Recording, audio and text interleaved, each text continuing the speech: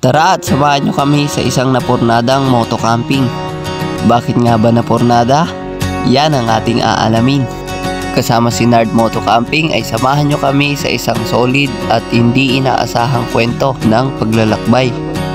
Ako si Albert, isang lokwatserong artist, at ito ang aking travel intro, ang kwento ng mga biyaheng hindi drawing. Kamusta kayong lahat mga kalakwatsero? Dito tayo ngayon sa bayan ng Aringay dahil naku-curious ako dito sa malaking ilog dito na ang bagsak ay sa dagat. So subukan nating tignan yung upper part ng ilog na to. Ang pangalan ng ilog na to ay Ifugao River. Kasama pala natin si Nard TV na ngayon ay Nard Motocamping na, dahil yung Nard TV na pangalan niya ay natatabunan sa YouTube. Marami siyang kapangalan kaya nagpalit siya ng pangalan, Nard Motocamping.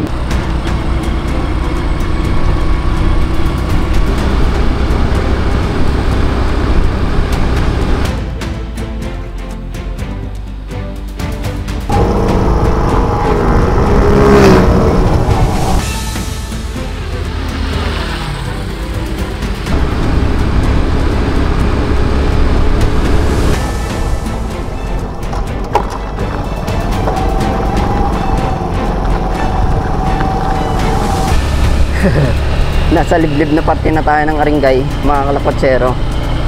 At kung mapapansin nyo, yung kalsada ay parang one way. Ang kitid, pero simintado naman kaya okay lang. Wall stick. May tulay pa dito na parang malalaglag, oh. Nakakatakot.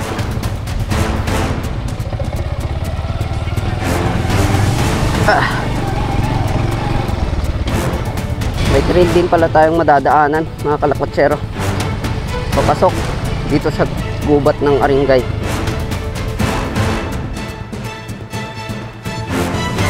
Ang tarik na mga kalakwatsero.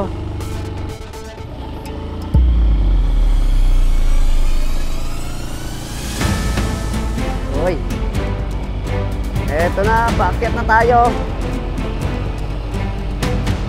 Wow, ang taas na natin mga kalakwatsero. Uy! Tarik ah! Ah, sharp! Sharp! Pataas tayo ng pataas mga kalakwatsero. At halos kita na dito yung dagat ng Aringay. Biglang lumabig yung klima. Pati yung klima mga kalakwatsero ay medyo lumamig na rin. Yung humidity ng paligid parang ang lamig, yung parang malapit sa bagyo, ganun yung yung klima.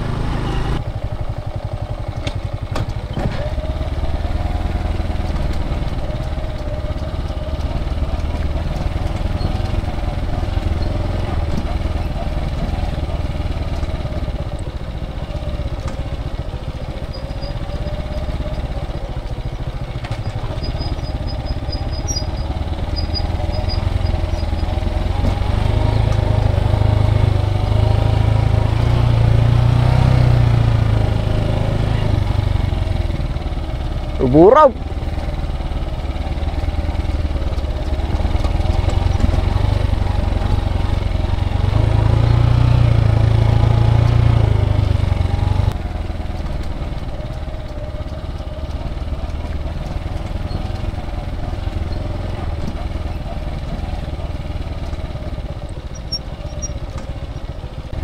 Meron din pala tayong dadaan ng mahabang trail mga kalakwatsero na maalikabok, tapok kung tawagin sa Ilocano, katapukan.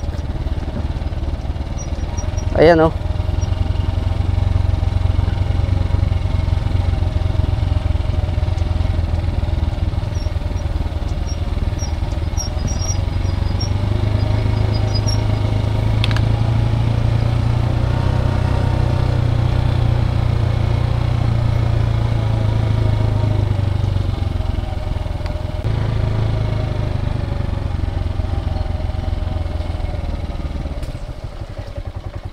Ading madanon ba ti motor JNT igid ti ilog?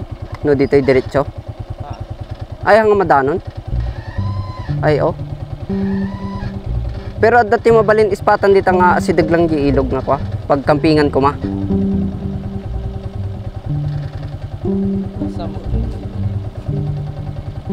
Hanggarod makababati tao di ilog dito. No dito eh.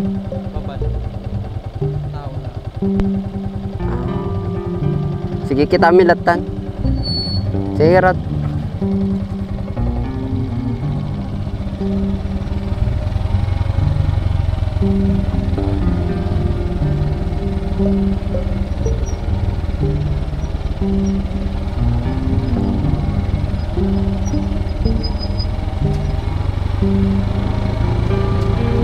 Nasa gitna na tayong kawalan, mga kalakotsero, at grabe yung daanan. Ano? Grabe yung daanan, no? Ayan.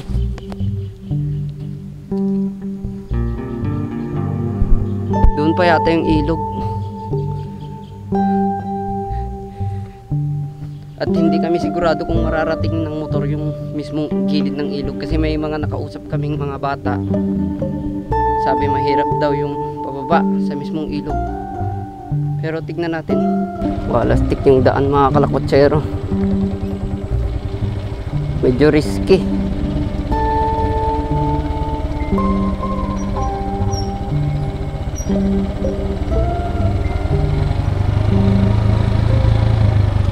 Ha?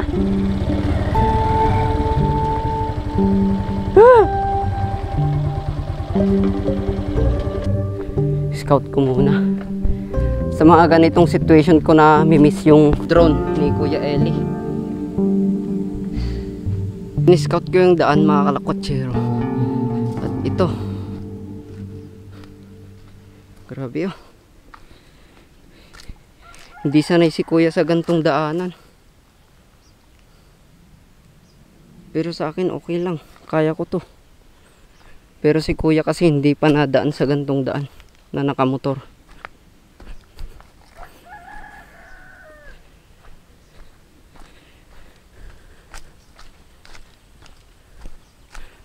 Grabe oh.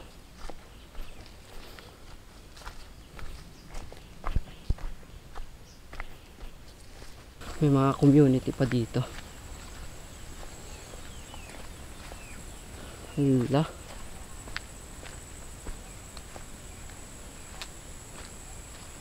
Extreme.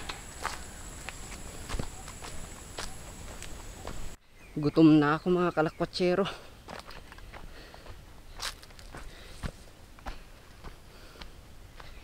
Grabe. Di pala okay yung daanan. Babalik kami mga kalakotsero dahil hindi kayang abutin yung spot na target namin. So maghahanap kami ng iba. Ng oras na 4:54 na.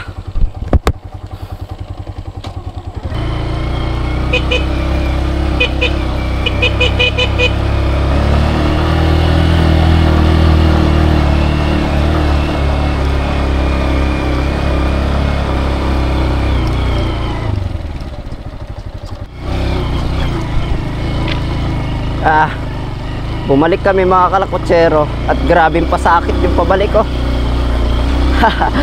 Uy. Nagunag ka katapukan. Okay.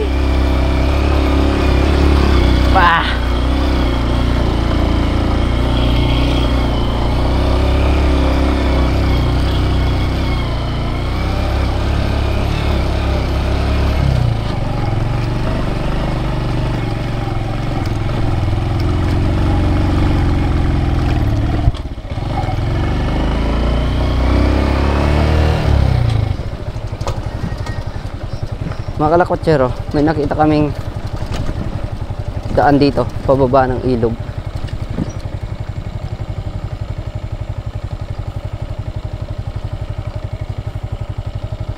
Walastik.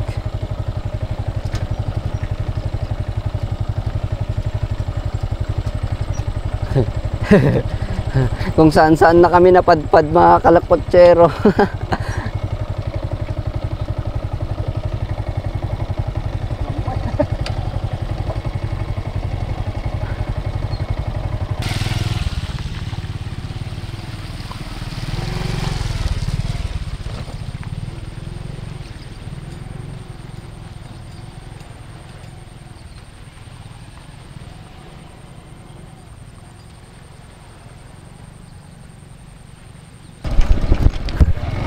Wala na kaming magandang destinasyon. Marami sanang magagandang spot na mapagcampingan dito sa paligid ng ilog ng Ifugao sa babang parte. Kaso lang, napakaraming alagang baka sa gilid, kaya di kami makapwesto dahil napakadumi. Daming tae ng kalabaw, baka, kaya malamang yung tubig madumi na rin. 7:14 na mga kalakwatsero, at wala pa rin tayong nahahanap na spot. Kaya nag-decide kami ni Kuya na bumalik ng MacArthur Highway pauwi, pero may dadaanan kaming dagat, so sana magkaroon ng saysay yung lakad natin ngayon. Let's go. Dito na kami sa Agoo mga kalakwatsero. Muno na ka. Ah? Alright?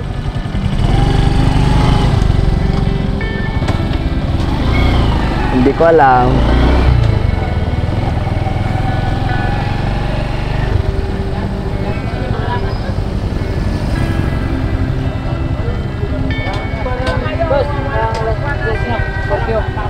Sir, bawal mag-tent, bawal mag-overnight. Ay, bawal camp. Sa puntong ito ay nawalan na kami ng pag-asa na makapag-camping pa. Kaya naman, nag-decide na kami na umuwi na ng Pangasinan.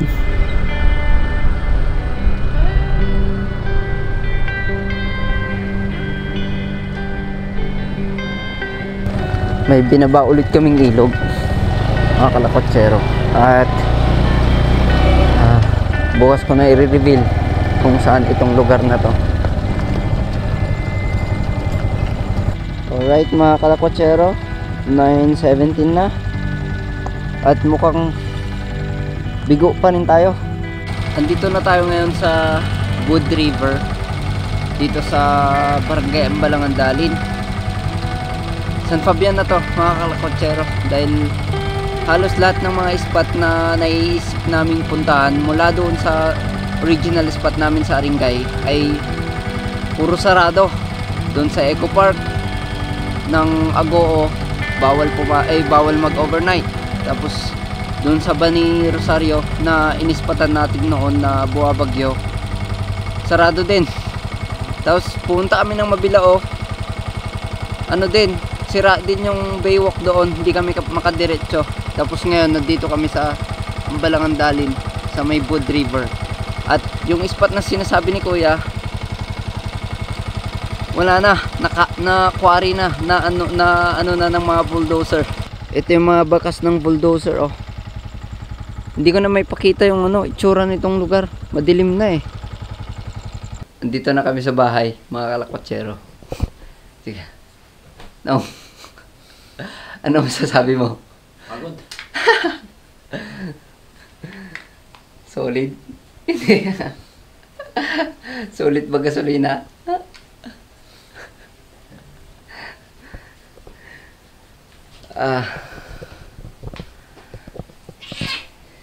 Anyways, kahit hindi natuloy yung ating camping, salamat pa rin sa inyo sa pagsama sa ating biyahe ngayon.